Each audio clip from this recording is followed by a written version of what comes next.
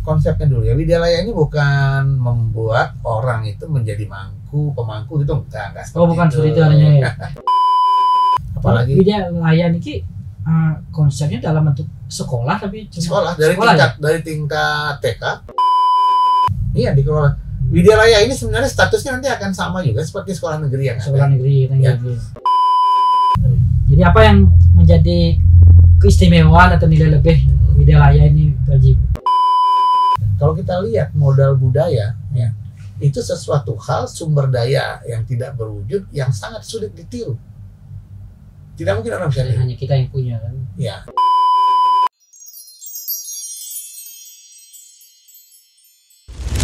Nah, tadi selain MBG ini, setelah kita bahas MBG, saya ingin juga sedikit ngobrol tentang pendidikan Widyalaya. Widyalaya. Ya, betul. Nah, kan kebetulan Pak Haji juga Ya. mengadvokasi. Ya, kebetulan saya. Seperti apa nih Ki, pendidikan Widyalaya ini tuh Haji? Iya. Sebetulnya Widyalaya ini pendidikan yang berbasis agama Hindu yang dikelola oleh Dirjen Binmas Hindu ya, di Kementerian Agama sebenarnya. Ya, ini memang sudah mulai dari 2 tahun yang lalu, ya, tapi ya memang belum tersosialisasikan dengan baik ya, sama kayak MBG, masih ada masa perkenalan. Nah, kan ini. Tapi di sini memang programnya tidak ambisius sekali istilahnya, tapi masih perencanaannya yang terlihat. Nah, yang selanjutnya di sini memang sudah pernah ada beberapa sekolah yang memang tergabung dengan Widyalaya tersebut. Widyalaya ini kalau kita lihat itu seperti madrasah ya, seperti sekolah-sekolah keagamaan Kristen dan Buddhis. Nah, ini memang satu hal. Konsepnya dulu ya, Widyalaya ini bukan membuat orang itu menjadi pemangku gitu, enggak seperti bukan itu. seperti itu arahnya ya. Bukan arahnya, bukan ke sana. Bukan ke sana arahnya ya. Jadi kalau emang mau jadi pemangku juga boleh, tapi ini memang lebih kepada proses mental ya. Jadi bagaimana istilahnya mereka membentuk jati diri atau kemampuan diri dan identitas itu sendiri. Dan juga mengingatkan potensi di Bali ini tentang masalah culture ini juga tinggi ya. Bukan hanya di Bali sih, sebenarnya di seluruh Indonesia juga seperti itu ya. Jadi ini memang perlu diramu seperti itu. Jadi Widyalaya ini menambah sesuatu hal untuk memperkuat karakteristik daripada kemandirian mereka dan jati diri mereka. Kalau yang kita ketahui sementara ini, memang ada beberapa penambahan daripada kurikulum umum yang memang diterapkan oleh pendidikan secara umum. Jadi ada tambahan kurikulum ini adalah masalah menambahkan jam pelajaran agama, masalah kebudayaan dan juga yoga sementara seperti itu. Ya. Nah, jadi pembelajaran umum yang lainnya itu mengikuti ya. Dan juga kalau memang ada sekolah itu bilingual juga nggak masalah, karena di Gianyar juga sedang diadvokasi sekarang di daerah Mas itu ada sekolah bilingual yang berbasis Widyalaya. Berapa persentasenya itu aja antara umum dengan pendidikan agamanya? Kalau nggak salah itu ada 40-60 ya, 40-60 kita itu di dalam kurikulumnya itu nanti. Jadi 40% itu muatan agama nih. Ya, muatan ya karakteristik lah itu istilah ya. Nilai agama, ada kebudayaan dan segala macam lah itu ya. Nah, ini yang dipentingkan sekali adalah kita mempersiapkan SDM yang memiliki karakteristik dan jati diri yang kuat ya. Yang juga keberadaannya itu memang berdampingan dengan rekan-rekan rekan-rekan dari agama-agama yang ada di Indonesia, terutamanya seperti itu.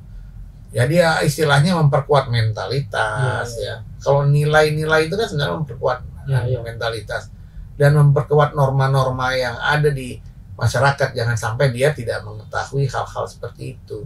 Nah, ini yang paling penting seperti ini. Ini menghadapi tantangan-tantangan ke depan. Apalagi Widyalaya ini konsepnya dalam bentuk sekolah, tapi sekolah dari tingkat TK, ada jenjangnya ya. SD, SMP, dan juga SMA atau SMK. Kalau universitas sudah ada kan? Universitas kan ada Universitas Hindu Negeri, Sugriwo, ada yang Singaraja juga ada kan? Itu kan sudah ada ya. Nah jadi kalau SMK juga sudah ada di sini di Karangasem ada satu SMK-nya tuh. Kalau TK juga sudah ada. Ya sekarang yang kita mau advokasi ini TK-TK yang ada di desa adat. Kenapa harus di desa adat? Maksud kita itu desa adat itu lebih gampang untuk mengawasi. Nah kalau mungkin SD, kalau SD ini kan banyak pemerintah daerah punya SD, ya. Nah, mungkin ada yang regrouping atau apa segala macam. Yang mungkin ada 2 desa 1 SD Widyalaya mungkin seperti itu. Ini bisa pemerintah daerah bekerja sama dengan kementerian. Ya justru di sini ya memang mungkin masalah aset dan segala macam. Dan SMP mungkin juga begitu, mungkin 1 kecamatan 1 mungkin Widyalaya seperti itu ya. Jadi Widyalaya ini nantinya akan dikelola oleh pemerintah. Iya dikelola. Widyalaya ini sebenarnya statusnya nanti akan sama juga seperti sekolah negeri yang sekolah ada. Negeri. Ya.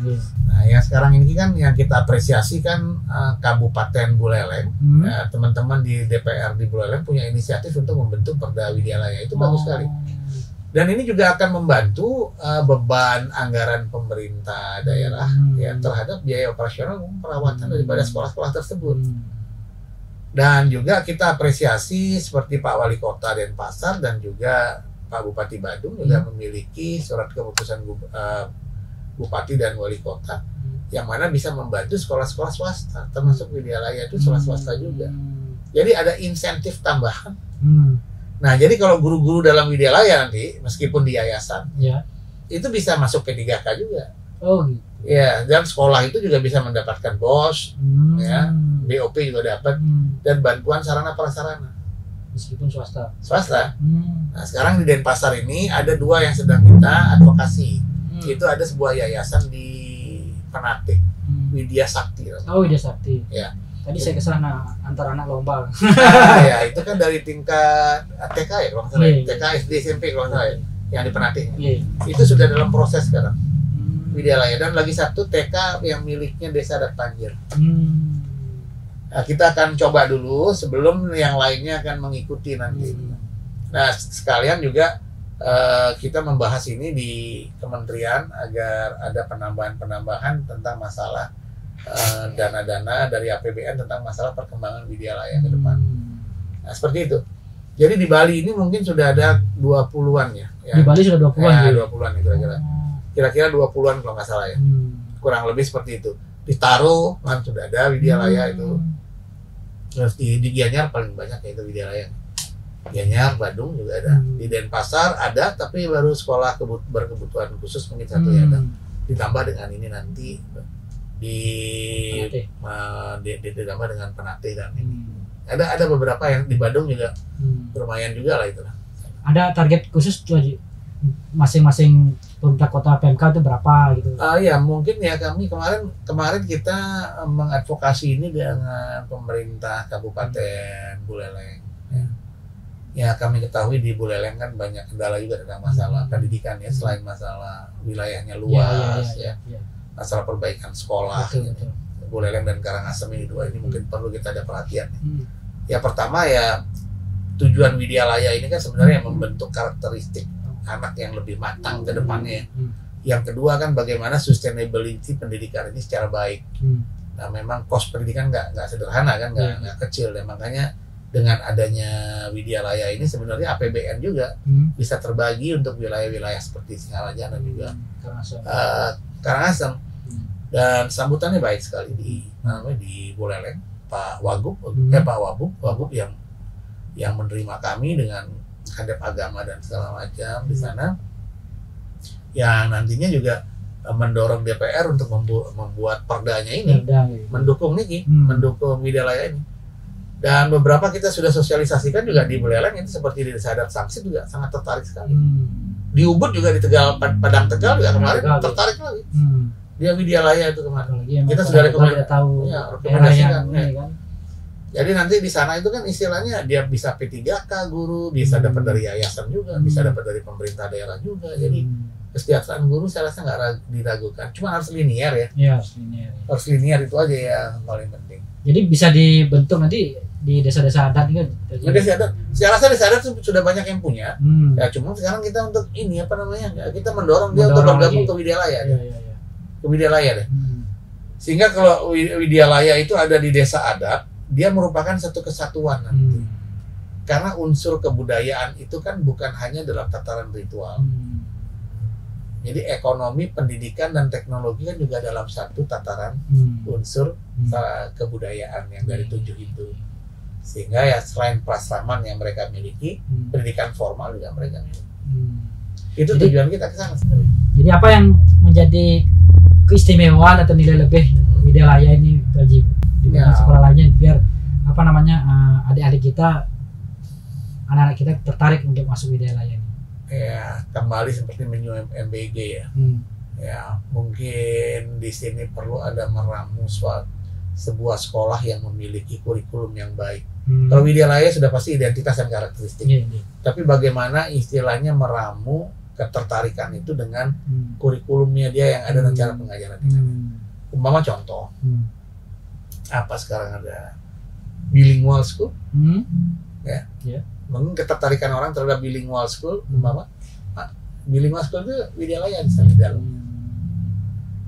Jadi bagaimana memadukan ya antara karakteristik modal budaya dan karakteristik modernisasi yang ada. Kesana arahnya. Ya, kesana arah pendidikannya harus. Kan kalau kita lihat ya teman-teman yang punya madrasah pesantren di Pulau Jawa kan juga ada yang bagus-bagus. Kan di Bandung juga banyak. Oh, banyak bagus-bagus sekali istilahnya, modernisasi juga bagus-bagus sekarang. Jadi orientasinya tuh seperti itu. Jadi ketertarikan. Jadi bagaimana kita mereinterpretasi ya.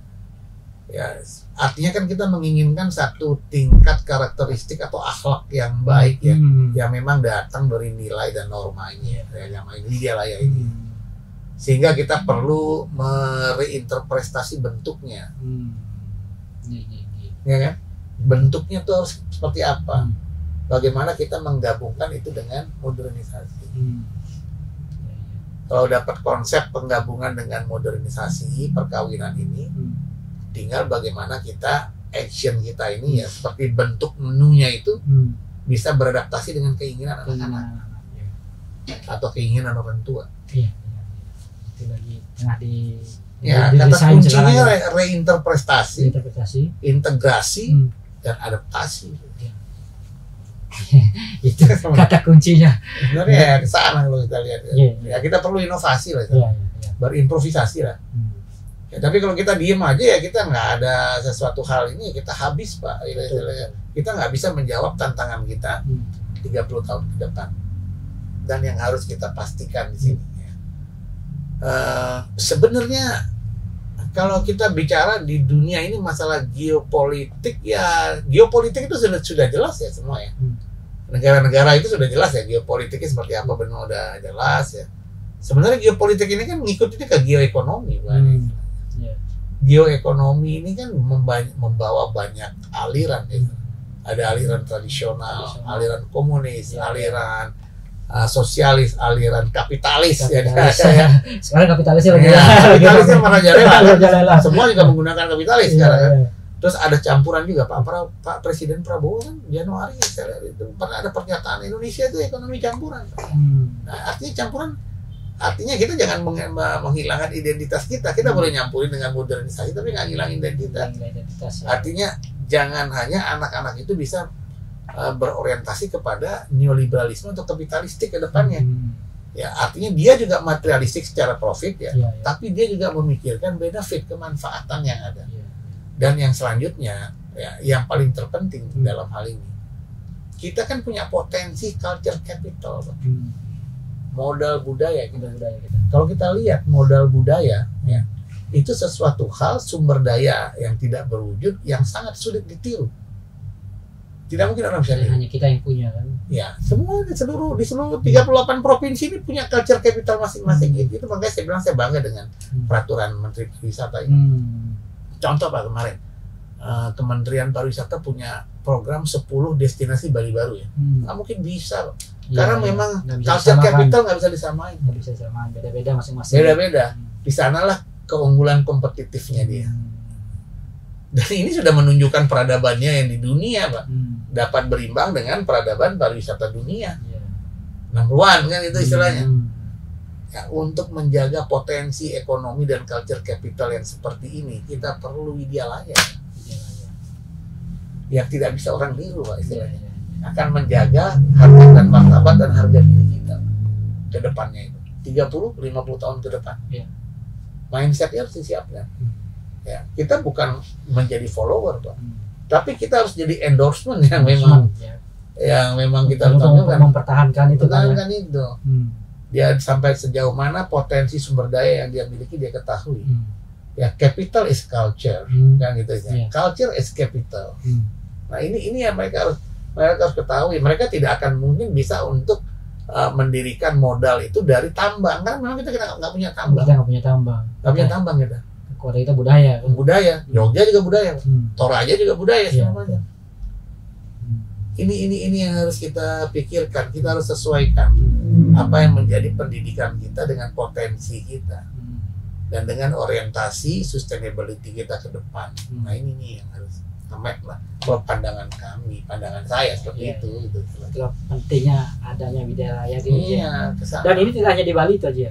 Enggak, seluruh Indonesia. Indonesia kan karena dari Dirjen dimasukkan kan ya. Cuma di seluruh Indonesia kan mereka mungkin ya yayasan-yayasan. Kalau negeri kan memang mungkin agak perjuangannya agak berat ya. Seperti itu. Ya, di Bali lebih ada banyak keleluasaan gitu. Mari itu. Tapi kalau bisa perkembangan di Bali ya berbasis desa adat itu. Jadikan desa adat itu utuh di dalam menjalankan unsur-unsur kebudayaannya. Mengingat pendidikan itu adalah salah satu unsur kebudayaan. Ya, sekali lagi kita berharap Widyalaya ini bisa dalam prosesnya bisa berjalan dengan baik maksimal ya, karena saya kira tujuannya sudah sangat jelas tadi disampaikan Waji. Itu kita dukung program ini. Mungkin belum terlalu masif ya tadi tapi paling tidak dengan pilot projectnya ya kita menyuarakan di pusat terus lah ini masalah Widyalaya ini lah. Harus mendapatkan perhatian lah. Ya sama kayak MBG-nya Indonesia ini, karena Widyalaya kan lahirnya terakhir juga nih. Teman-teman yang lain udah duluan udah running semua. Udah lari semua.